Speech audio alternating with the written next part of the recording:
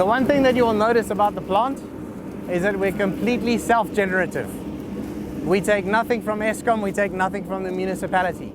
This was drilled down to about just over 500 meters. Gas is intersected at around 460 meters. In terms of helium, this produces between 25 and 30 kilograms of helium by itself every single day. The gas then goes through a major molecular sieve. This literally just catches any particles and impurities that are still in the gas. The yellow line up to here, the pressure is about 0.3 bar. So the accumulator is basically a big buffer tank.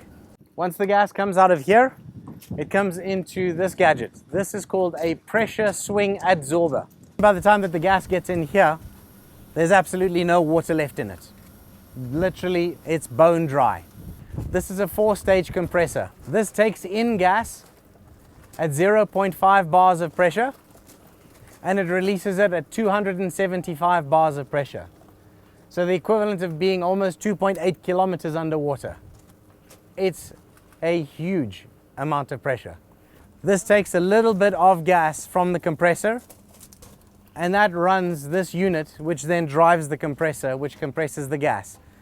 So when this plant is operating at optimum efficiency and at full speed, the total parasitic load between this engine and those two generators amounts to about 11% of the gas production. So the net result means that for every 100 units of gas coming out the ground, we're capable of taking 88 of those and selling that to a customer, and we're only using 11 of it to be able to run this entire operation. So you'll notice that instead of the big thick yellow pipes where the gas was at a pressure of about a half a bar, the stuff inside over here is at 275 atmospheres. This is massively pressurized. So the gas comes out over here, and then it comes into this very simple little dispenser over here. So at this point the gas flows. That's a little scale. The scale weighs how much gas is flowing through per second. So what you wouldn't believe is that the hole inside this pipe is smaller than a pinhead. What do we think? Yeah, it's great, eh? So this button over here, or this gauge over here, will indicate what the CNG sort of volumes on the truck are currently holding. So it's obviously full, half, or empty. And there's a little light that ignites it to show that the truck is actually using the substitution. This is a new section of the field for us, which is really where we're exploring for the potential upside in the field. The proven reserve sits to the west of us, and that's gas that's contained within the Wits Basin. What we have over here fits into a new geological discovery which was made. When we hit around 290 meters, we hit a massively pressurized pocket of gas. That gas contained concentrations of around 11% of helium under very high pressure and methane of about 70-72%. That well still produces at those exact same ratios and under pressure today.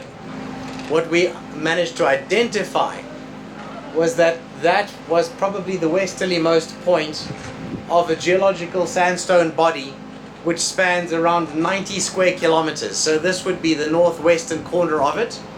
And the intention is to get that drill bit as close to being directly underneath those green water tanks as possible. And then that well is going to go 1.5 kilometers long in that direction, from the well to the sandstone. Depending on the results, that'll then go to the United States, to our reserve engineers. They'll then calculate, based on this data, exactly how much gas is sitting in the sandstone trap. So we can optimize that well all the time. So over the life of that well, we can carry on steering, looking for better fractures.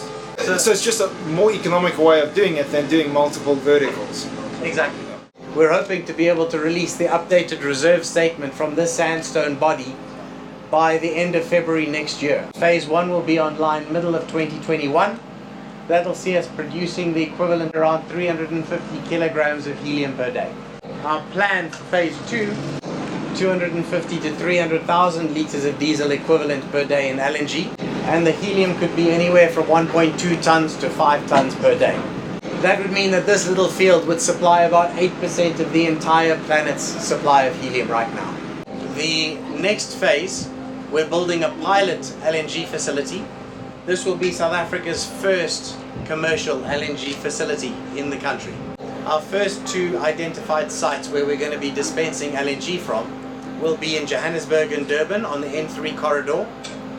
And then phase 2, once we've determined the size of this, the gas from this well is then earmarked to set up a filling station in Bloemfontein, Mossel Bay, Cape Town, Colesberg, and that will then see all of the major highways connected with LNG.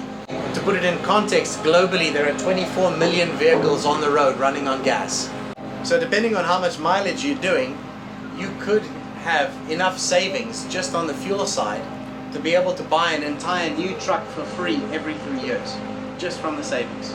As Stefano said, we're obviously launching next week the first CNG site we're involved in, and from there we'll be running 10 to 15 trucks on the trials, and then from there, yeah, we'll see. But the saving looks really, really good at the moment.